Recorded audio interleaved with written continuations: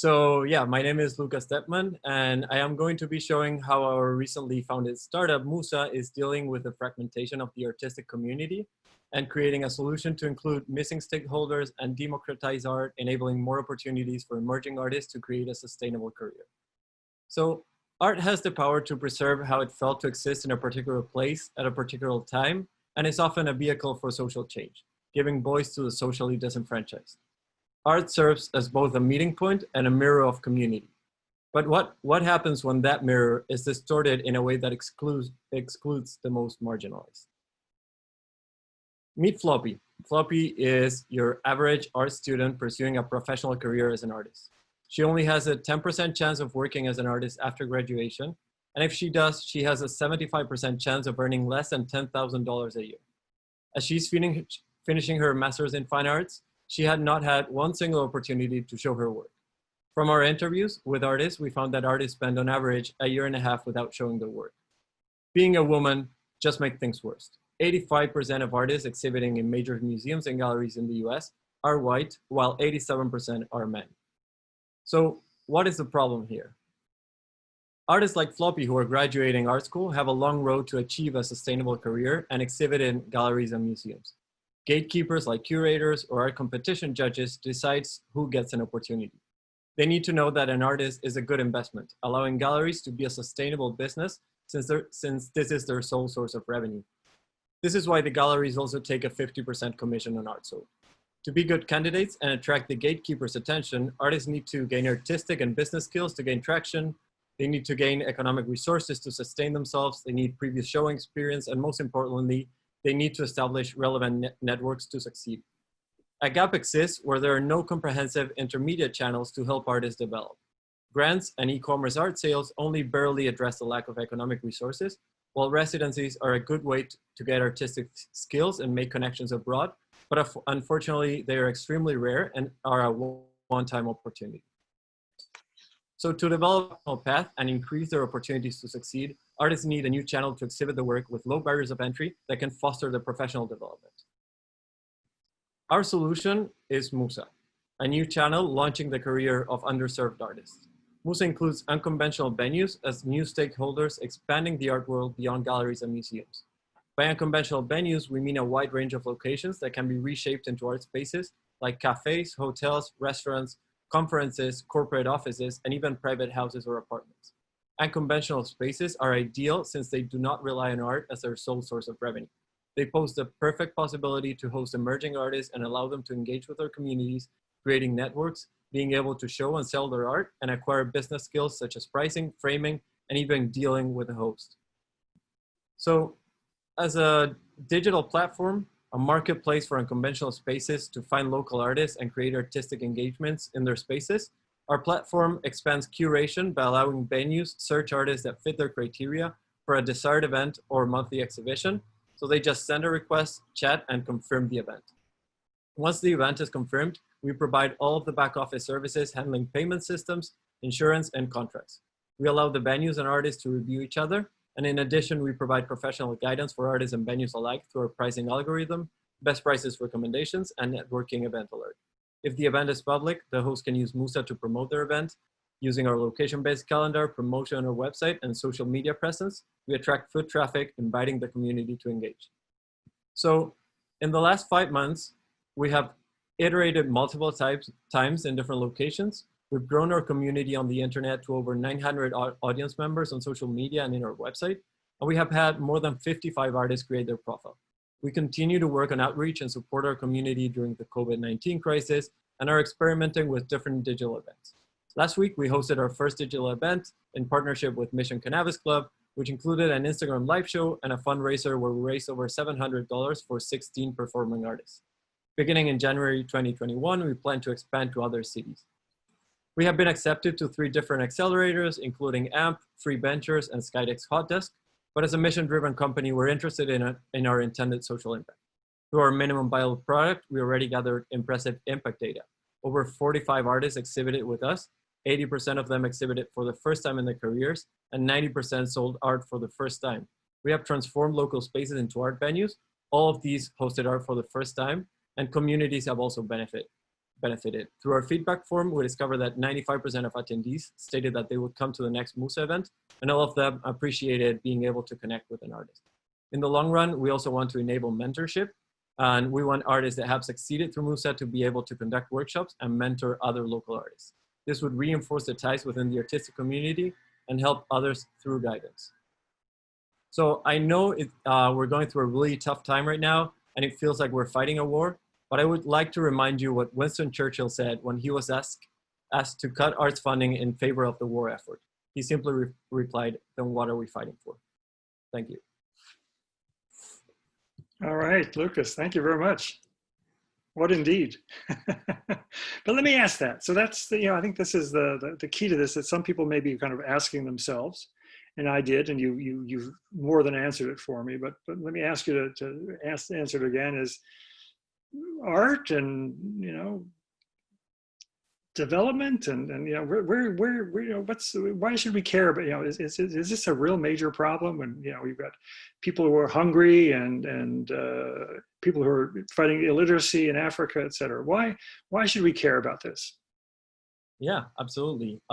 So I guess the way I introduced this presentation is framing the macro impact that the art has in our communities. Art really acts as a reflection of our values and has the power to really show what it felt to exist at a certain place and at a certain time.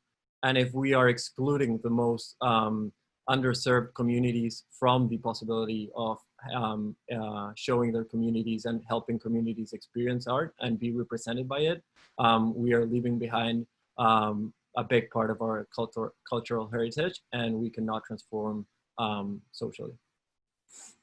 So you're saying then that the target artist is within the more or less disadvantaged communities? Is that not just startup artists or early stage artists, but those of particular communities?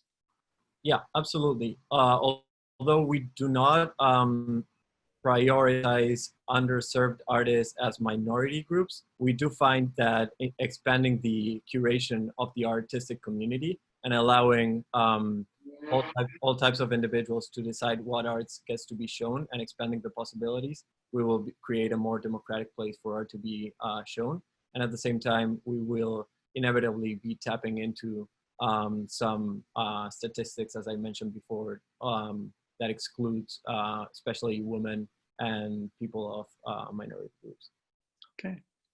We have a question here from someone who is clearly an admirer, and he says, you are an entrepreneur.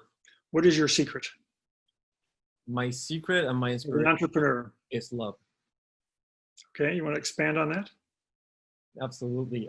Yeah, so the motivation for the idea came through my partner, who's an art student at San Francisco Art Institute that unfortunately, as a historical art institution, has recently declared its bankruptcy. But as she was working on her project for a year and a half, she could not exhibit her work.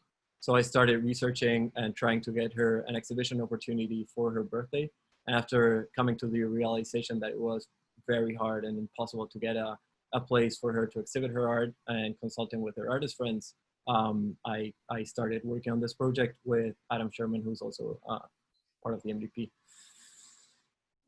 Love is a great motivator. They say that there are two great motivators in life. One is fear and the other is love, and love is probably better and stronger. So there we go. Hunger maybe in there somewhere. All right, a couple more questions. Let's see. A little bit on the business model. How does this all work? Where's the financing come from? How does it? What keeps it going? Yeah, absolutely. So while Musa is free for artists to join, Musa monetizes mainly being a subscription-based model, where we offer 3 different subscription models. The first one being an exhibition. So this includes rotating art on a monthly basis with an opening show where the artist is present and provides an experience. The second one is consignment only, where the art rotates without an opening show or without an event. And we do have also a tailored offering for corporate offices, where artists also provide the experience to employees and create an engagement to the local community. And we also provide one-time events, such as the conference that we held 3 months ago, where we had 6 artists exhibiting. So this is mainly for conferences and private events. And the last way we monetize really is through taking 10% out of commission on art sold. Okay. Question here about kind of your artist partners. How do you select them? Is there is there some kind of a criteria, and how can you be fair in the, I mean, are you making kind of qualitative judgments on the art itself, or on the potential, or the sincerity? How are you picking these people? Yeah, so Musa parts from the hypothesis that we shouldn't be restricting who gets to judge the art.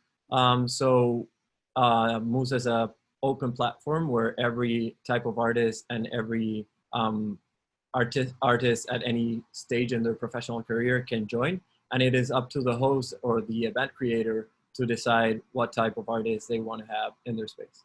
So through that lens, we do not pose a criteria to judge what is art.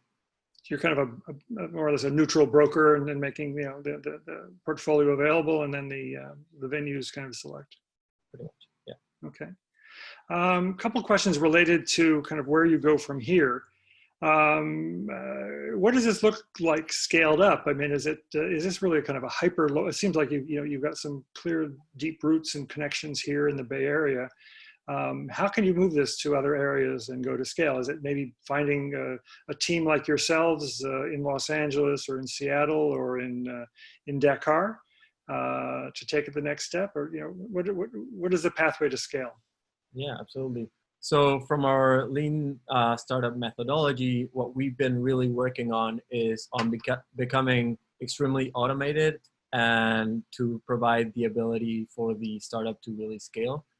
So it's a really hands-off platform and idea, and we really were very careful when we were starting on providing only the minimal requirements that the different type of demand from us. So through that, scaling should be fairly low cost, and it does not require a lot of know-how or a big team to do it. Mostly the scaling up comes from salespersons and customer service, but in reality, we do not need people to be in person to actually start off in other cities. So we plan to expand to Los Angeles and New York by December 2021. Okay.